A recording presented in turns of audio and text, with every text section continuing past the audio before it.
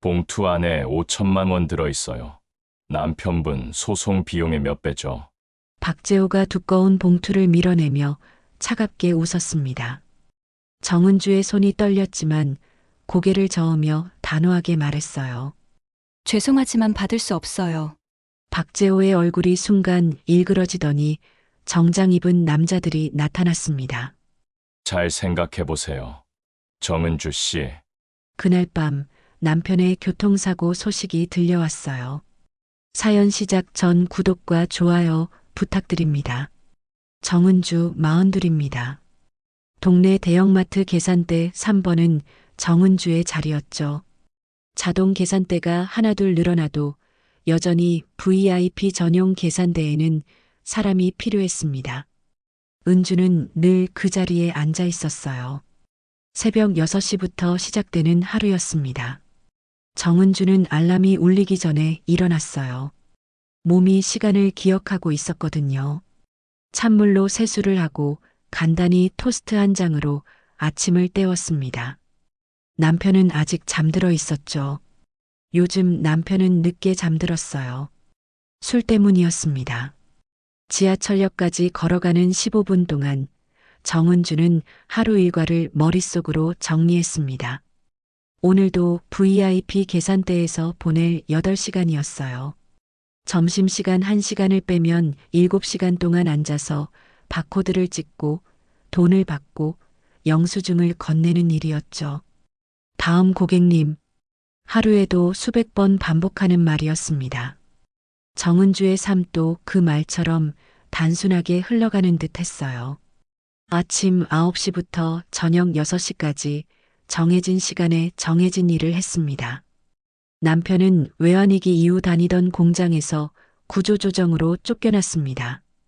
그 뒤로 비정규직을 전전하다가 얼마 전엔 또 부당해고를 당했어요. 싸워보겠다고 했지만 노무사 비용조차 부담이었죠. 정은주 혼자 버는 돈으론 생활비도 빠듯했거든요. 오전 10시쯤 첫 번째 VIP 고객이 왔습니다. 정기적으로 오는 단골이었어요. 고급 식자재와 수입 과일을 주로 샀죠. 정은주는 능숙하게 바코드를 찍었습니다. 15만 원어치였어요. 카드로 결제하고 갔습니다. 점심시간에 정은주는 편의점 도시락을 먹었습니다. 참치마요였죠. 1,800원이었어요. 직원 할인을 받아도 1,500원이었습니다. 휴게실에서 혼자 먹는 도시락은 늘 싱거웠어요. 동료들과 이야기를 나누긴 했지만 깊은 대화는 아니었습니다. 날씨 이야기, 연예인 이야기, 그런 것들이었죠. 오후 2시쯤 박재호가 나타났습니다. 지역 유지이자 전직 건설회사 대표였죠. 동네 사람들에겐 회장님으로 불리는 70대 노인이었어요. 박재호는 늘 현금 결제를 했습니다. 카드를 내밀어도 현금을 선호했죠. 그날 박재호가 산 물건들은 평소와 비슷했습니다.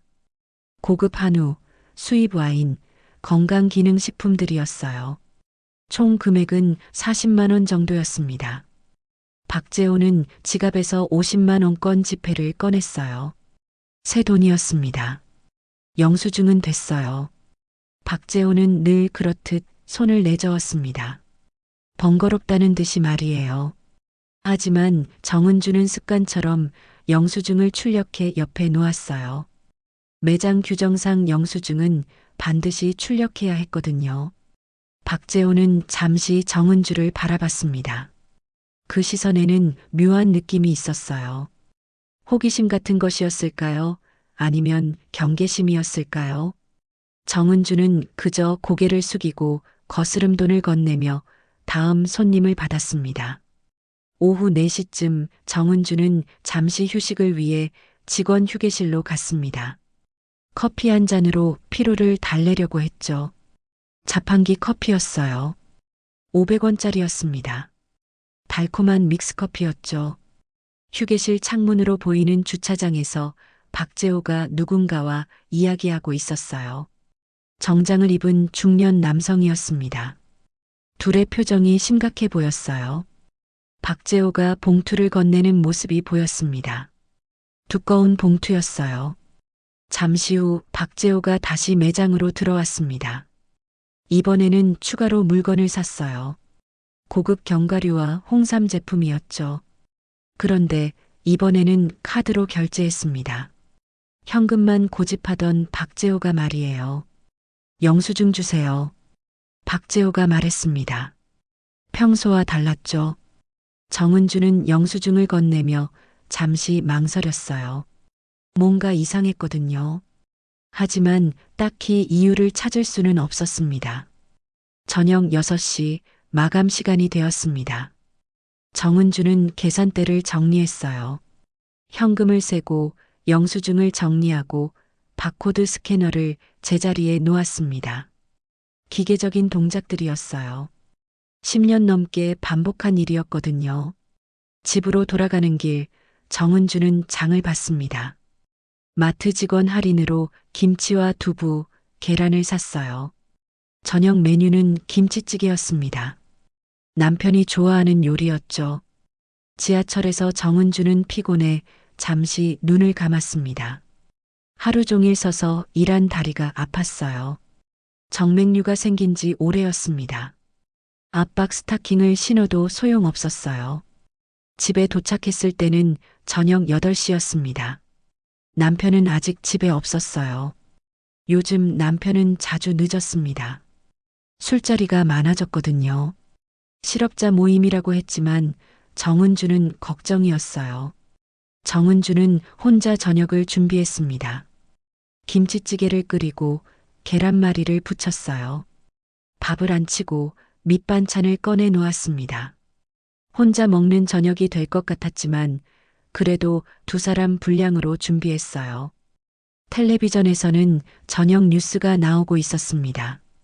경제 뉴스, 정치 뉴스, 사회 뉴스들이었어요. 정은주에게는 먼 세상 이야기처럼 들렸습니다. 계산대 너머의 세상은 늘 그렇게 멀게만 느껴졌거든요.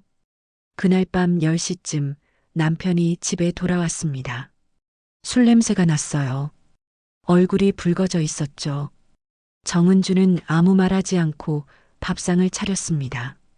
식은 김치찌개를 다시 데웠어요. 오늘 또 면접 봤어. 남편이 말했습니다. 젓가락질이 어색했어요. 떨어졌지 뭐. 나이가 많다나. 정은주는 고개를 끄덕였습니다. 위로의 말을 하려다가 그만뒀어요. 남편도 지쳤을 거라는 걸 알았거든요. 대신 반찬을 더 올려주었습니다. 그런데 말이야. 남편이 계속 말했습니다. 오늘 만난 사람이 그러는데 박재호 회장 알지? 그 인간이 예전에 내가 다니던 회사랑 엮여 있었대. 하청업체 돈을 떼먹고 그런 짓을 했다더라고. 정은주의 손이 멈췄습니다. 박재호라는 이름을 들으니 오늘 있었던 일이 떠올랐어요. 현금으로 계산하다가 갑자기 카드로 바꾼 일 말입니다. 확실한 거야? 정은주가 물었습니다. 글쎄, 술자리에서 나온 얘기라. 남편이 어깨를 으쓱했어요. 하지만 그 인간 돈이 너무 많아. 어디서 나오는 건지 궁금하더라고. 그날 밤 정은주는 잠이 오지 않았습니다. 박재호의 모습이 자꾸 떠올랐어요. 현금 뭉치를 꺼내던 모습, 카드로 계산을 바꾼 모습, 그리고 영수증을 달라고 했던 모습 말입니다. 다음 날 정은주는 평소보다 일찍 출근했습니다. 마감 정리를 하던 중 쓰레기통 앞에서 잠시 멈춰 섰어요. VIP 영수증 더미를 한 번에 버리려던 순간이었습니다. 유독 한 장이 눈에 들어왔어요. 박재호의 영수증이었습니다. 어제 카드로 결제했던 그 영수증 말이죠. 정은주는 영수증을 자세히 들여다봤습니다. 고급 견과류 15만 원, 홍삼 제품 20만 원. 문제는 결제 방식이었어요. 카드 명의를 보니 박재호 개인이 아니라 회사 이름이었습니다. 그런데 이상했어요. 회사 이름 뒤에 작은 글씨로 뭔가 적혀 있었거든요. 정은주는 돋보기를 꺼냈습니다. 작년에 눈이 나빠져서 사둔 것이었어요. 영수증을 자세히 보니 폐업 신고 완료라는 도장이 찍혀 있었습니다. 이게 뭐지? 정은주는 혼잣말을 했어요. 폐업한 회사의 카드로 어떻게 결제가 될까요? 정은주는 궁금했습니다. 그런데 더 이상한 건 박재호가 어제 2번 계산했다는 사실이었어요. 첫 번째는 현금으로, 두 번째는 이 이상한 카드로 말입니다. 정은주는 영수증을 접어 가방에 넣었습니다. 이유는 거창하지 않았어요. 괜히 찜찜해서였습니다. 외환위기 이후 찜찜한 감각을 무시하면 늘 손해를 봤거든요. 점심시간에 정은주는 동료 미영에게 물어봤습니다. 미영은 마트에서 15년째 근무하는 베테랑이었어요. 미영아, 폐업한 회사 카드로도 결제가 돼? 왜 갑자기? 미영이 도시락 뚜껑을 열며 물었습니다. 그냥 궁금해서. 안 되지. 폐업하면 카드도 정지되는 거 아냐? 그런데 왜? 정은주는 아무것도 아니라며 넘어갔습니다. 하지만 마음은 더욱 불편해졌어요. 뭔가 잘못된 일이 일어나고 있다는 직감이 들었거든요. 오후에 박재호가 다시 나타났습니다. 이번에는 평소보다 일찍 왔어요. 오후 1시쯤이었습니다. 카트에는 평소와 다른 물건들이 담겨 있었어요. 생필품이 아니라 선물용품들이었습니다. 고급 꽃게, 전복, 한우 세트까지 총 금액이 100만 원을 넘었어요. 박재호는 이번에도 카드를 꺼냈습니다. 정은주는 카드를 받으며 슬쩍 확인했어요. 어제와 같은 회사 카드였습니다. 영수증 주세요. 박재호가 말했습니다. 정은주는 영수증을 출력하며 잠시 머뭇거렸어요. 폐업 도장을 확인하고 싶었거든요. 하지만 박재호가 지켜보고 있어서 자세히 볼 수는 없었습니다. 감사합니다. 정은주는 영수증을 건네며 말했어요. 박재호는 영수증을 받고는 정은주를 한 번 더 바라봤습니다. 어제와 같은 묘한 시선이었어요. 하지만 이번에는 조금 달랐습니다. 경계하는 듯한 느낌이 더 강했어요. 저녁 마감 시간, 정은주는 또 다른 영수증을 발견했습니다. 이번에도 박재호의 것이었어요. 같은 회사 카드로 결제된 영수증이었습니다. 정은주는 이 영수증도 가방에 넣었어요. 집에 돌아와서 정은주는 2장의 영수증을 식탁 위에 나란히 놓았습니다. 날짜, 시간, 물품, 금액을 자세히 비교해 봤어요. 그리고 스마트폰으로 검색을 시작했습니다. 폐업법인 카드 사용이라고 검색해 봤어요. 여러 기사가 나왔습니다.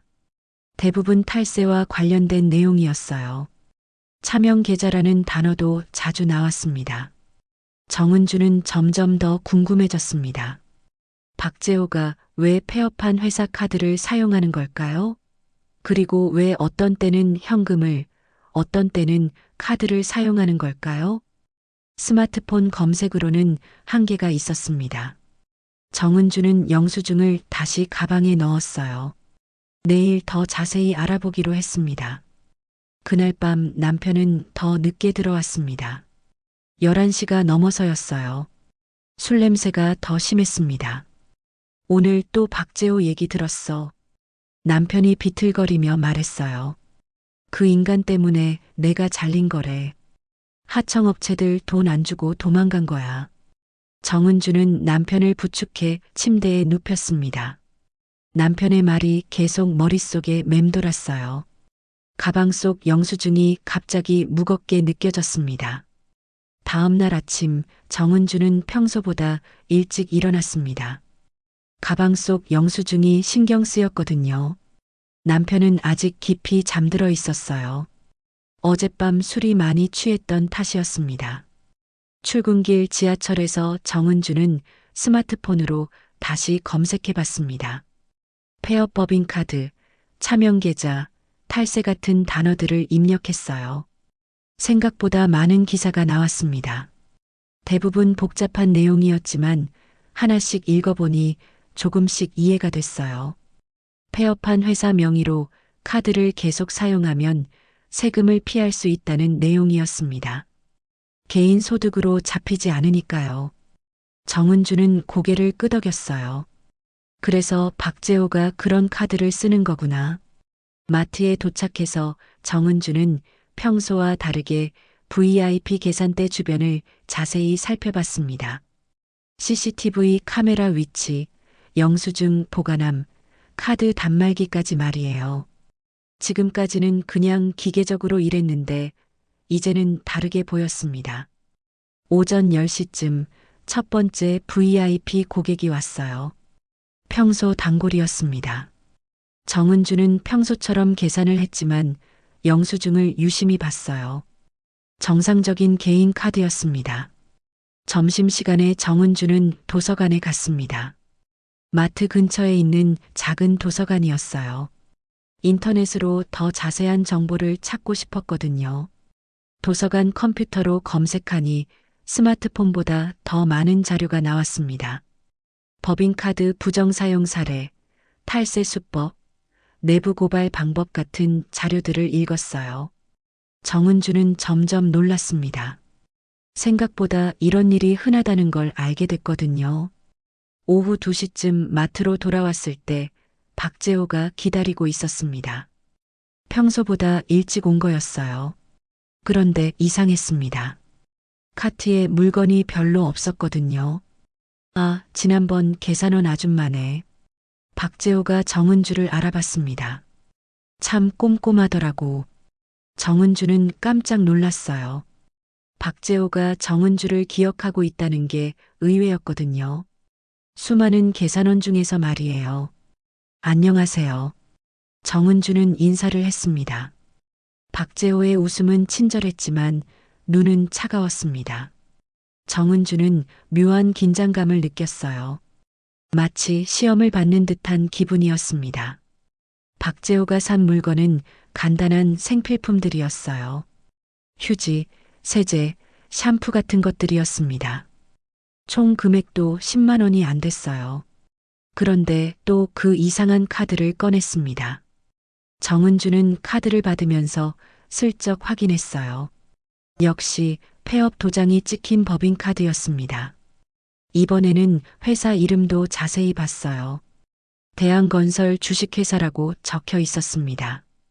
계산을 하면서 정은주는 생각했어요. 이 사람이 대한건설 사장이었나? 하지만 확신할 수는 없었습니다. 그냥 추측일 뿐이었거든요. 영수증 주세요. 박재호가 말했습니다. 정은주는 영수증을 건네면서 박재호의 반응을 살폈어요. 박재호는 영수증을 받고 지갑에 넣었습니다. 그리고 정은주를 한 번 더 바라봤어요. 아줌마, 이 일 오래 했나? 네, 10년 넘게 했습니다. 그럼 이것저것 많이 보셨겠네. 박재호의 말에는 묘한 뉘앙스가 있었습니다. 정은주는 어떻게 대답해야 할지 몰랐어요. 그냥 미소만 지었습니다. 박재호가 떠난 후 정은주는 한동안 생각에 잠겼습니다. 방금 대화가 단순한 인사였을까요? 아니면 다른 의미가 있었을까요? 그날 이후 박재호는 정은주를 자주 마주쳤습니다. 매일은 아니었지만 이틀에 한 번씩은 와서 계산을 했어요.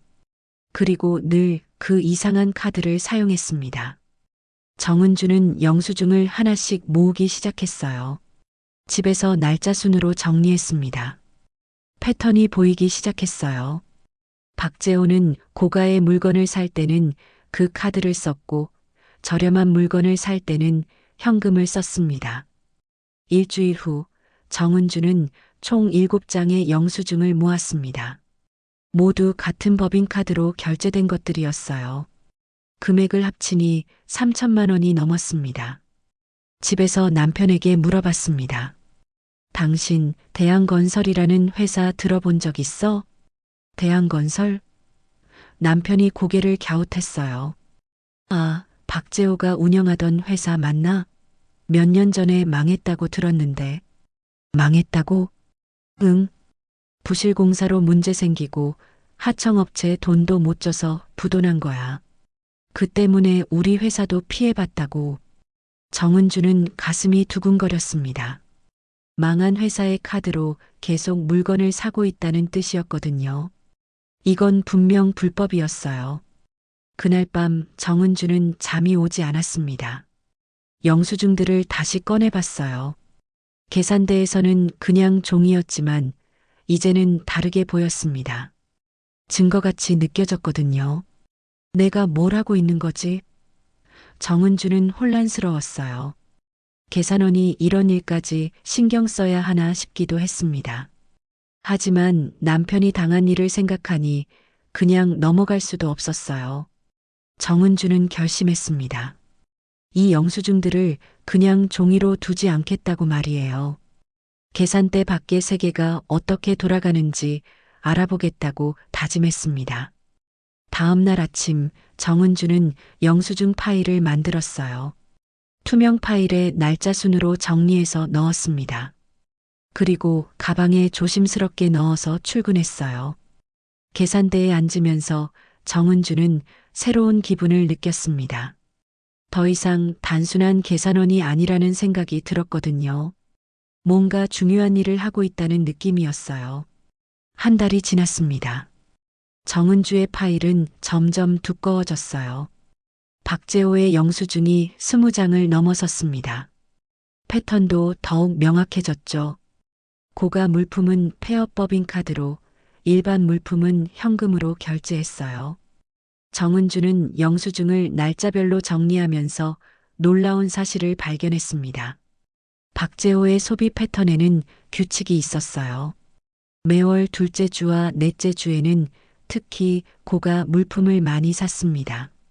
그리고 그럴 때마다 법인카드를 사용했죠. 더 이상한 건 구매 물품들이었어요. 한우, 전복, 고가 와인 같은 선물용 식품이 대부분이었습니다. 개인이 먹기에는 너무 많은 양이었죠. 정은주는 이 물건들이 어디로 가는지 궁금했어요. 어느 날 점심시간 정은주는 용기를 내서 박재호를 따라가 봤습니다. 멀리서 지켜봤죠. 박재호는 마트에서 나와 바로 옆 건물로 갔어요. 지역구 국회의원 사무실이었습니다. 정은주는 깜짝 놀랐어요. 박재호가 국회의원실에 큰 봉투를 들고 들어가는 모습을 봤거든요. 마트에서 산 물건들이 들어있는 봉투 같았습니다. 이게 뭘까? 정은주는 혼란스러웠어요. 하지만 점점 퍼즐이 맞춰지는 기분이었습니다. 폐업 법인카드로 고가 물품을 사서 정치인에게 전달하는 거였어요. 그날 저녁 정은주는 남편에게 조심스럽게 물어봤습니다. 당신 혹시 박재호가 정치인들이랑 가까운지 알아? 당연하지. 남편이 대답했어요. 지역 유지잖아. 선거 때마다 후원금도 많이 내고 그래. 그래서 온갖 특혜를 받는 거야. 특혜? 건설 허가, 사업권 같은 거. 돈으로 사는 거지 뭐. 정은주는 점점 큰 그림이 보이기 시작했어요. 박재호는 단순히 탈세만 하는 게 아니었습니다. 그 돈으로 정치인들에게 후원을 하고 그 대가로 사업 특혜를 받는 구조였어요.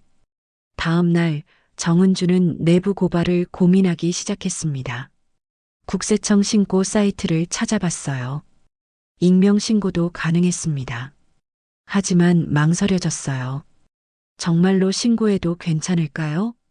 그때 마트 관리자 김 과장이 정은주를 불렀습니다. 은주 씨, 잠깐 사무실로 와봐요. 정은주는 긴장했어요. 혹시 눈치를 챈 걸까요? 사무실에 들어가니 김 과장의 표정이 심각했습니다. 은주 씨, VIP 고객 관련해서 말 좀 할게요. 네. 박재호 회장님이 은주 씨를 좋게 보신다고 하시네요. 친절하고 꼼꼼하다고. 정은주는 안도했어요. 칭찬인 줄 알았거든요. 하지만 김 과장의 다음 말이 문제였습니다. 그런데 말이에요. VIP 고객들 개인정보나 구매 내역 같은 건 절대 외부에 말하면 안 됩니다. 알겠죠? 당연히 그래야죠. 좋아요. 특히 회장님 같은 분들은 워낙 예민하시거든요. 쓸데없는 소문이라도 나면 우리 매장 전체가 위험해져요. 김 과장의 말에는 경고의 의미가 담겨 있었습니다. 정은주는 등골이 서늘했어요. 혹시 정은주가 영수증을 모으고 있다는 걸 알고 있는 걸까요? 그날 오후 박재호가 다시 왔습니다. 이번에는 평소보다 더 많은 물건을 샀어요. 고급 홍삼, 수입 과일, 프리미엄 한우까지. 총 금액이 500만 원을 넘었습니다. 계산을 하면서 박재호가 말했어요. 아줌마, 일 열심히 하네요. 네, 감사합니다. 그런데 말이에요. 이 일하면서 스트레스 많죠? 이것저것 신경 쓸 일도 많고. 정은주는 박재호의 말뜻을 알 수 없었어요. 하지만 뭔가 의미심장한 느낌이었습니다. 저는 그냥 제 일만 열심히 하려고 해요. 그래요. 그게 좋아요. 자기 일만 하는 게 최고예요. 박재호는 영수증을 받고 가면서 정은주를 한 번 더 바라봤습니다. 그 시선에는 분명히 경계심이 있었어요. 퇴근 후 정은주는 직원 사물함을 열었습니다. 그런데 이상했어요. 가방 안에 넣어둔 영수증 파일이 없었습니다. 어디 갔지? 정은주는 사물함을 다시 뒤졌어요. 하지만 파일은 없었습니다. 누군가 가져간 것 같았어요. 정은주는 당황했습니다. 한 달 동안 모은 소중한 증거가 사라졌거든요. 하지만 다행히 집에도 사본을 만들어뒀었어요. 혹시 모를 상황에 대비해서였습니다. 집으로 가는 길, 정은주는 계속 뒤를 돌아봤어요. 누군가 따라오는 것 같은 기분이 들었거든요. 지하철에서도 버스에서도 계속 그런 느낌이었습니다. 집 앞에 도착했을 때 정은주는 깜짝 놀랐어요. 낯선 차가 서 있었거든요. 검은색 세단이었습니다. 차 안에는 정장을 입은 남자가 앉아 있었어요. 정은주가 집에 들어가려 할 때 그 남자가 차에서 내렸습니다. 정은주 씨죠? 네, 그런데 누구세요? 박재호 회장님이 커피 한잔 하자고 하시네요. 정은주는 온몸이 굳어졌습니다. 박재호가 정은주를 찾고 있다는 뜻이었거든요. 그것도 집까지 알아내서 말이에요. 지금요? 네, 급한 일이라고 하시더라고요. 정은주는 선택의 여지가 없었어요. 거절하면 더 큰 문제가 생길 것 같았거든요. 남자는 정은주를 차에 태우고 시내 호텔로 향했습니다.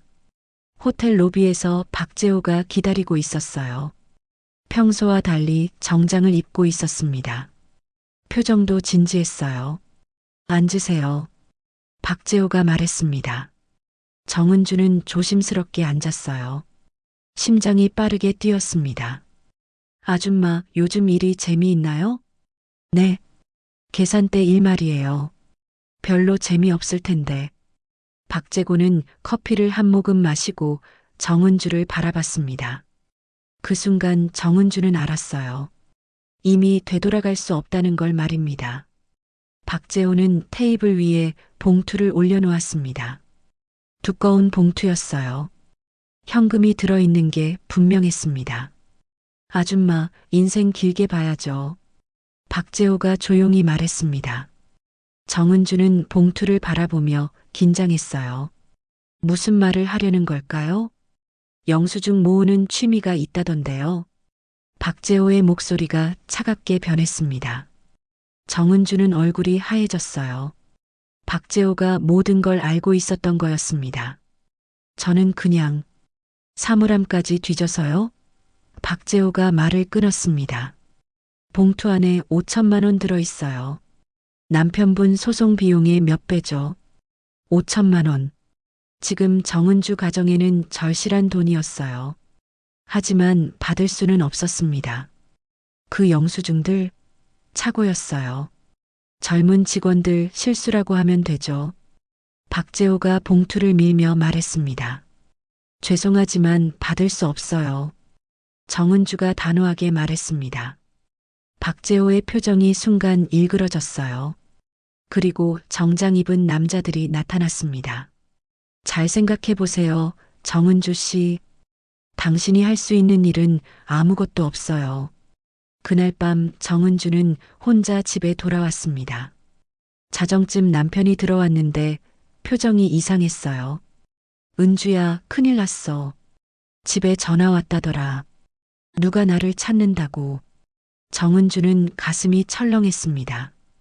벌써 시작된 거였어요. 누가? 모른대. 그런데 목소리가 무서웠다고 하더라고. 그날 밤 정은주는 잠들 수 없었습니다. 박재호가 정말로 무슨 짓을 할 것 같았거든요. 다음 날 오후 박재호가 마트에 나타났습니다. 평소와 다름없이 계산을 했지만 정은주를 바라보는 눈빛이 달랐어요. 승리자의 눈빛이었습니다. 잘 생각했겠죠? 박재호가 작은 목소리로 말했습니다. 저녁 6시 정은주가 퇴근 준비를 하고 있을 때였어요. 김 과장이 급하게 달려왔습니다. 은주 씨, 큰일 났어요. 남편분이 교통사고 났다고 병원에서 연락 왔어요. 정은주는 온 세상이 무너지는 기분이었어요. 급히 병원으로 달려갔습니다. 트럭이 갑자기 끼어들었다고 하시네요. 상대방은 도망갔고요. 의사가 설명했습니다. 뺑소니 사고였어요. 하지만 정은주는 우연이 아니라는 걸 알았습니다. 타이밍이 너무 정확했거든요. 다리가 부러져서 수술을 해야 했어요. 병원비만 200만 원이었습니다. 정은주는 절망적이었어요. 은주야, 이상해. 병실에서 남편이 말했습니다. 사고 나기 전에 누가 나를 계속 따라다녔어.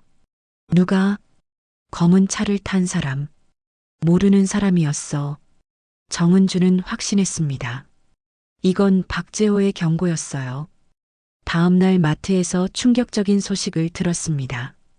정은주가 근무태만으로 대기 발령을 받았다는 거였어요. 누가 신고한 거예요? 정은주가 김 과장에게 물었습니다. VIP 고객 관련해서 부적절한 행동을 했다는 신고가 들어왔어요. 동료 중 한 명이 정은주를 밀고 했다는 뜻이었습니다. 정은주는 누가 그랬는지 대충 짐작이 갔어요. 휴게실에서 미영이 다가왔습니다. 은주야, 미안해.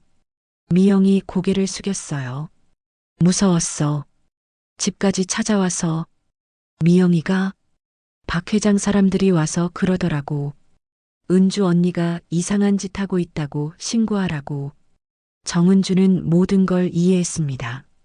박재호는 정은주 주변 사람들까지 협박했던 거였어요. 괜찮아, 미영아. 내가 잘못한 게 아니야.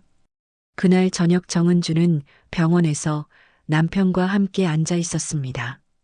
다리에 깁스를 한 남편을 보니 마음이 아팠어요. 은주야, 내가 무능해서 미안해. 남편이 말했습니다. 부당해고 당하고 이제 사고까지 나고 당신 잘못 아니야. 하지만 우리가 이길 수 있을까?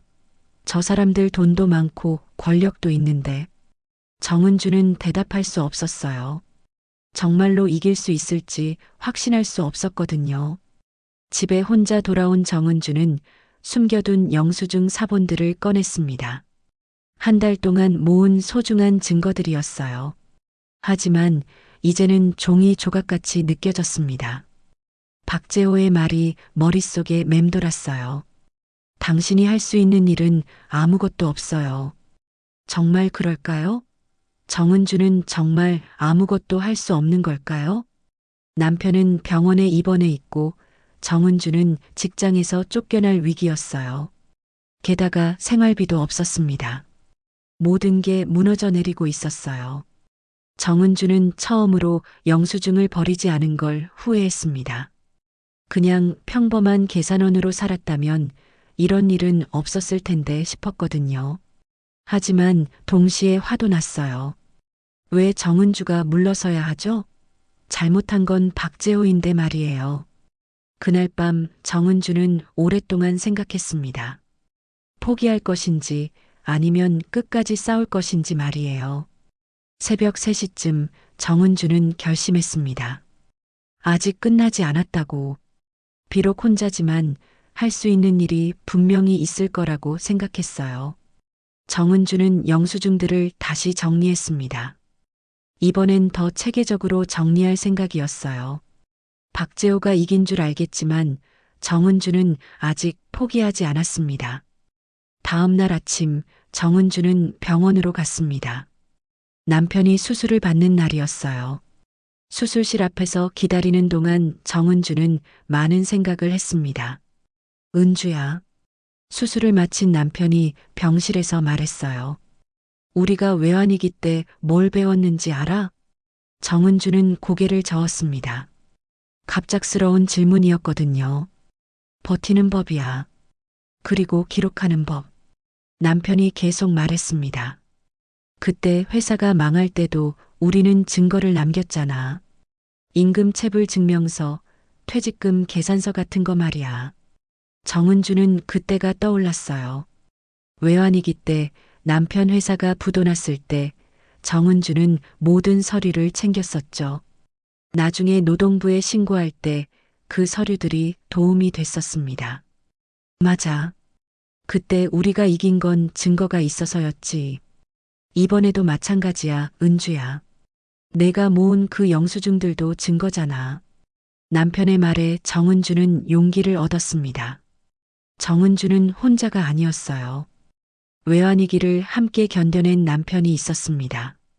하지만 이번엔 상대가 달라. 박재호는 돈도 많고 권력도 있어. 그래서 더 싸워야지. 남편이 정은주의 손을 잡았어요. 우리 같은 사람들이 안 싸우면 누가 싸우겠어? 병원에서 나온 정은주는 다시 시작했습니다. 이번에는 더 체계적으로 접근하기로 했어요. 혼자서는 한계가 있다는 걸 깨달았거든요. 첫 번째로 찾아간 곳은 국세청이었습니다. 신고센터에서 담당자를 만났어요. 폐업 법인카드 부정사용 신고를 하고 싶어요. 정은주가 말했습니다. 증거가 있으신가요? 정은주는 준비해온 영수증 사본들을 꺼냈어요. 날짜 순으로 정리한 20장이 넘는 영수증들이었습니다. 이 모든 영수증이 폐업한 회사 카드로 결제된 거예요. 담당자가 영수증들을 자세히 봤습니다. 표정이 점점 진지해졌어요. 이건 명백한 탈세 행위네요. 조사해 보겠습니다. 얼마나 걸려요? 한 달 정도 시간이 필요할 것 같습니다. 하지만 증거가 확실하니까 조사는 진행될 거예요. 국세청을 나온 정은주는 두 번째 장소로 향했습니다. 시민단체 사무실이었어요. 부패척결 시민연대라는 곳이었습니다. 정치인 후원금 관련 신고를 하고 싶어요. 정은주가 말했습니다. 시민단체 활동가가 정은주의 이야기를 들었습니다. 박재호가 고가 물품을 구입해서 국회의원실에 전달하는 것까지 모든 걸 설명했어요. 이건 뇌물공여죄에 해당할 수 있어요. 활동가가 말했습니다. 저희가 검찰에 고발장을 제출해 드릴게요. 정말요? 네. 이런 사건들을 많이 다뤘거든요. 시민 개인이 신고하는 것보다 단체에서 하는 게 더 효과적이에요.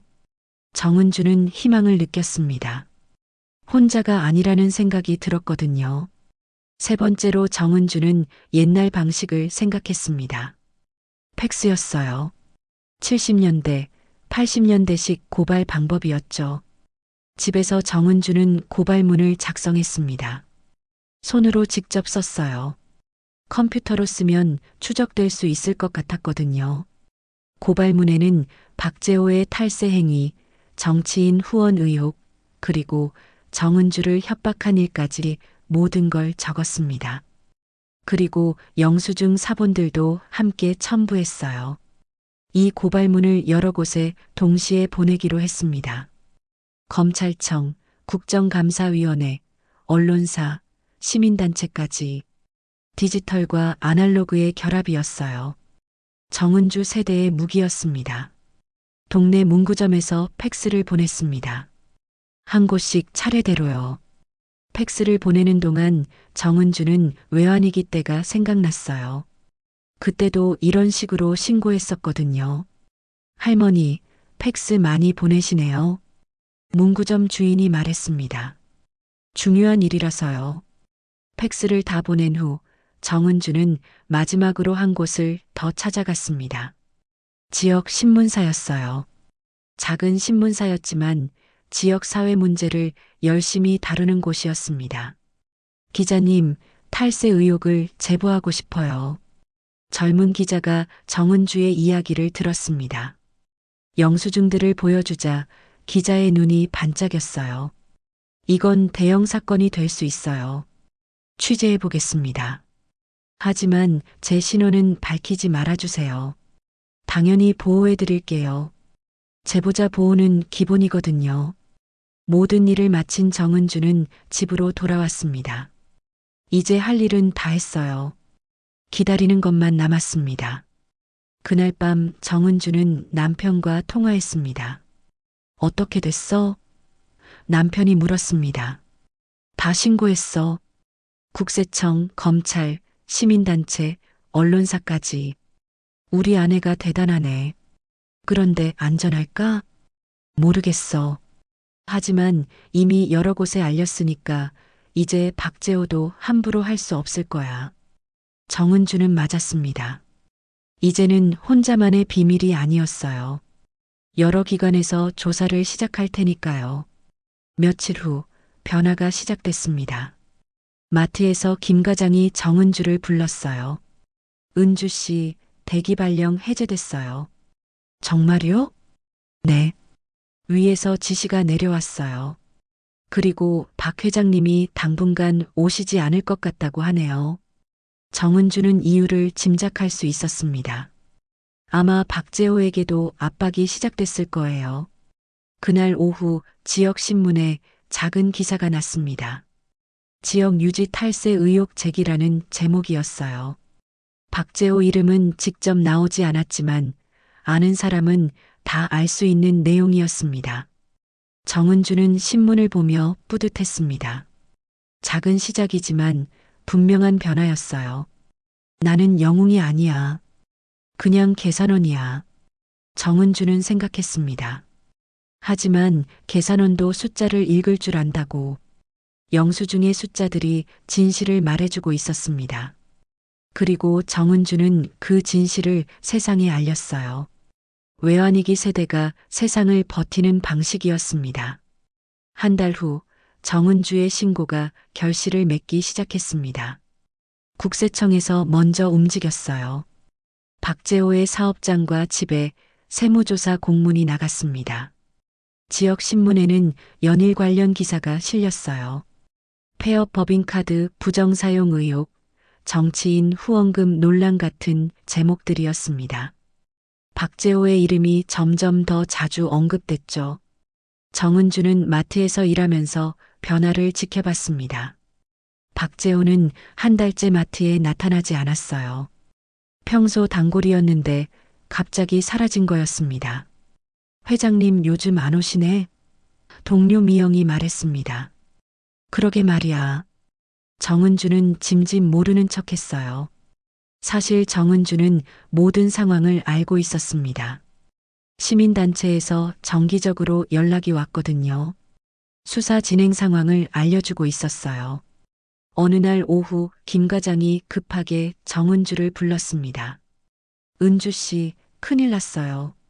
국세청에서 나왔어요. 여기로요? 네. VIP 계산대 영수증 기록을 달라고 하네요. 정은주는 가슴이 뛰었습니다. 드디어 본격적인 조사가 시작된 거였어요. 국세청 조사관들이 매장 사무실에서 영수증 기록을 살펴봤습니다. 컴퓨터에 저장된 모든 데이터를 확인했어요. 정은주가 제공한 영수증들과 일치하는지 대조하는 거였습니다. 완벽하게 일치하네요. 조사관이 말했습니다. 이 영수증들이 결정적인 증거가 될 것 같습니다. 마트 매니저는 당황했어요. VIP 고객 중 한 명이 탈세 혐의로 조사받는다는 걸 몰랐거든요. 저희는 정말 몰랐습니다. 고객이 카드로 결제하면 그냥 받는 거니까요. 매장에는 책임이 없어요. 다만 앞으로 폐업법인 카드는 사용 정지시켜 주세요. 그날 저녁 뉴스에 충격적인 소식이 나왔습니다. 박재호 자택과 사무실이 압수수색을 받았다는 거였어요. 오늘 오후 국세청 특별조사팀이 지역 건설업계 유지 박모 씨의 자택을 압수수색했습니다. 폐업법인 카드 부정사용 혐의입니다. 텔레비전 화면에 박재호의 집이 나왔어요. 수사관들이 상자에 서류를 담아 나오는 모습이었습니다. 정은주는 남편과 함께 뉴스를 봤어요. 남편은 이제 퇴원해서 집에 있었습니다. 다리는 아직 불편했지만 많이 나아진 상태였어요. 우리가 해냈구나. 남편이 말했습니다. 아직 끝난 게 아니야. 재판까지 가야 해. 하지만 정은주는 승리를 확신하고 있었어요. 증거가 너무 확실했거든요. 다음 날 더 큰 뉴스가 터졌습니다. 검찰이 박재호를 긴급 체포했다는 거였어요. 탈세뿐만 아니라 정치인 뇌물공여 혐의까지 추가됐습니다. 박모 씨는 폐업한 법인 명의로 고가 물품을 구입해 정치인들에게 전달한 혐의를 받고 있습니다. 뉴스 화면에 박재호가 포승줄에 묶인 채 나왔습니다. 정은주가 마트에서 봤던 그 당당한 모습은 사라지고 없었어요. 관행이었습니다. 박재호가 기자들 앞에서 외쳤습니다. 다른 사람들도 다 하는 일이었어요. 하지만 더 이상 통하지 않았습니다. 시대가 바뀌었거든요. 예전처럼 돈과 권력으로 모든 걸 해결할 수 있는 시대가 아니었어요. 며칠 후 연쇄 체포가 시작됐습니다. 박재호로부터 뇌물을 받은 정치인들이 줄줄이 잡혀 들어갔어요. 국회의원 보좌관, 시의원, 구청 공무원까지 관련자들이 모두 수사선상에 올랐습니다. 차명 계좌 운용, 법인카드 유용, 뇌물공여. 영수증 한 장 한 장이 모두 증거가 됐네요. 뉴스 앵커가 설명했습니다. 정은주는 신기했어요. 정은주가 그냥 버리려던 종이 한 장이 이런 큰 사건을 만들어낼 줄 몰랐거든요. 일주일 후 마트에서는 정은주의 해고 철회가 공식 발표됐습니다. 오히려 모범 직원으로 표창을 받게 됐어요. 은주 씨가 정의를 실현한 영웅입니다. 마트 사장이 말했습니다. 하지만 정은주는 영웅이라고 생각하지 않았어요. 그냥 옳은 일을 했을 뿐이라고 생각했습니다. 동료들의 반응도 달라졌어요. 처음에는 정은주를 이상하게 봤던 사람들도 이제는 존경하는 눈빛으로 바라봤습니다. 언니 정말 대단해요. 미영이 말했습니다. 저도 언니처럼 용감했으면 좋겠어요. 미영아, 내가 잘못한 건 아니야. 무서워서 그런 거잖아. 정은주는 미영을 이해했어요. 평범한 사람들은 큰 권력 앞에서 작아질 수밖에 없거든요. 한 달 후 박재호의 1심 판결이 나왔습니다. 징역 3년, 벌금 10억 원이었어요. 중형이었습니다. 피고인은 장기간에 걸쳐 조직적으로 탈세를 자행했고 정치인들에게 뇌물을 공여해 사회 기강을 문란하게 했습니다. 판사의 판결문에는 정은주가 제공한 영수증들이 결정적 증거로 인정됐다는 내용이 있었어요. 그날 밤 정은주는 남편과 함께 조용히 저녁을 먹었습니다. 특별한 축하는 하지 않았어요. 그저 평범한 일상이 돌아온 게 고마웠습니다. 은주야, 고생 많았어. 남편이 말했습니다. 우리 함께 한 거잖아. 그래도 내가 용기 내지 않았다면 아무것도 바뀌지 않았을 거야. 정은주는 창문 밖을 바라봤습니다. 평범한 동네의 평범한 밤이었어요. 하지만 이제는 조금 더 정의로운 동네가 됐습니다. 옛날식 편법으로 부정을 저지르던 시대는 끝났어요. 작은 영수증 한 장도 진실을 증명할 수 있는 시대가 온 거였습니다. 정은주 같은 평범한 사람들이 옳은 일을 할 수 있는 세상이 된 거죠. 1년이 지났습니다. 정은주는 여전히 마트 계산대 3번에 앉아 있어요. 하지만 많은 것이 바뀌었습니다. 남편의 부당해고 소송은 승소했어요. 완전한 복직은 아니었지만 정당한 보상과 공식 사과를 받았습니다. 박재호가 배우에서 조종했던 부당해고였다는 사실도 밝혀졌거든요.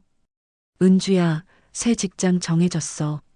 남편이 기쁜 표정으로 말했습니다. 어디야? 노동조합 교육원이야. 노무 상담 일을 하게 됐어. 남편은 이번 일을 계기로 노동 문제에 관심을 갖게 됐어요. 정은주처럼 부당한 일을 당하는 사람들을 도우려고 했습니다. 정은주도 마트에서 인정받았어요. 모범 직원 상을 받았고 팀장으로 승진했습니다. 급여도 올랐어요. 은주 팀장님, 새로운 직원이 인사했습니다. 정은주는 아직 팀장이라는 호칭이 어색했어요. 하지만 나쁘지 않았습니다.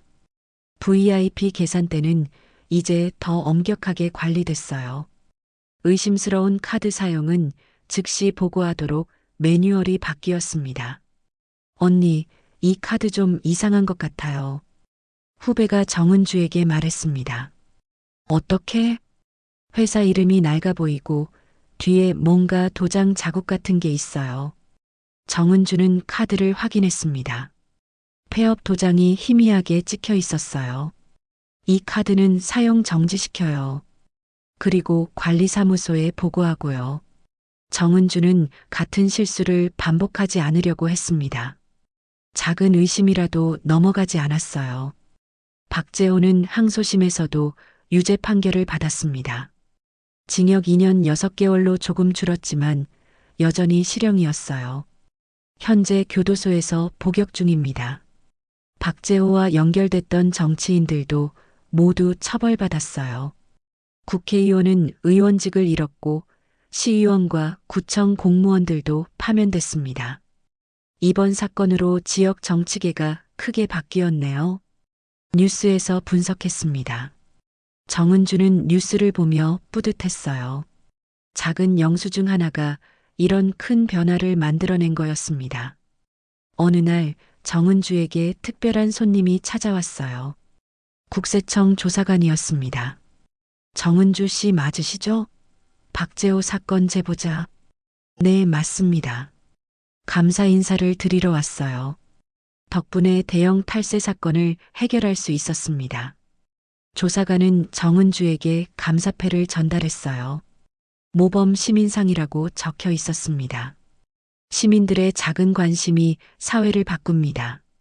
조사관이 말했습니다. 정은주는 감사패를 받으며 생각했어요. 정말 작은 관심이었는데 이런 큰 결과를 만들어낸 거였어요. 시민단체에서도 정은주를 찾아왔습니다. 정은주 씨 덕분에 많은 시민들이 용기를 얻었어요. 활동가가 말했습니다. 비슷한 제보가 많이 들어오고 있거든요. 정말요? 네. 다들 정은주 씨를 본받고 싶다고 해요.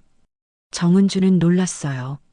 정은주가 다른 사람들에게 영향을 줬다니 생각도 못했거든요.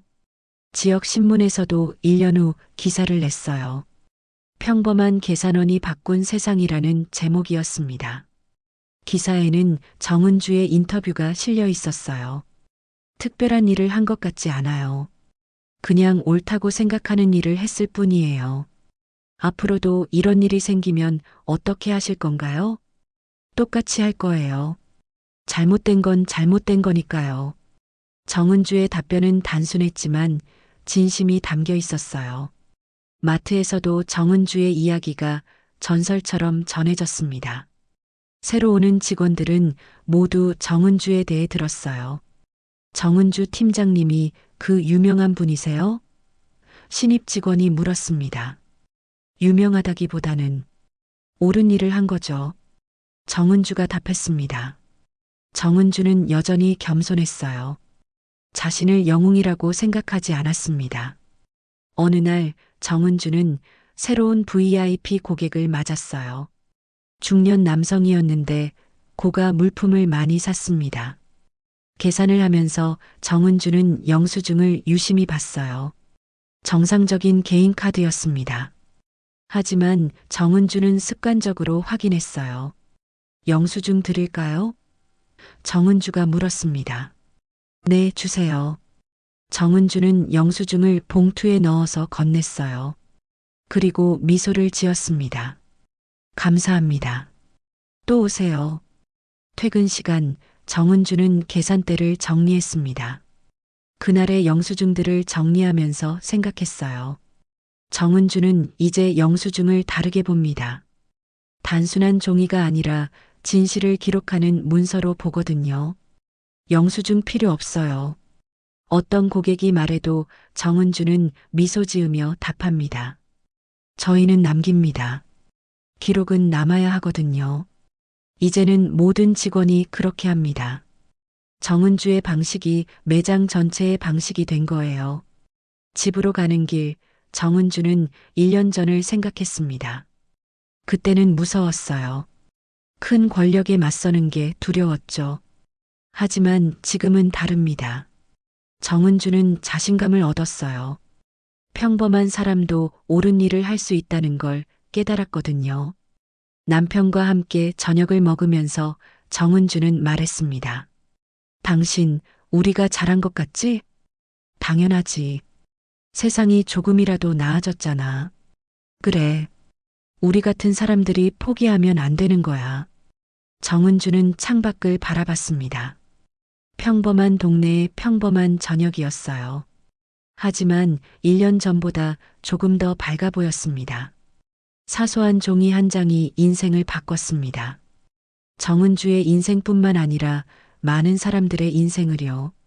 그건 복수의 이야기라기보다는 외환위기 세대가 세상을 버티는 방식에 대한 기록이었어요. 포기하지 않고 기록하고 진실을 말하는 방식 말입니다. 정은주는 이제 압니다. 평범한 사람의 작은 용기가 세상을 바꿀 수 있다는 거요. 그리고 그 변화는 계속될 거라는 것도요. 사연 시작 전 구독과 좋아요 부탁드립니다.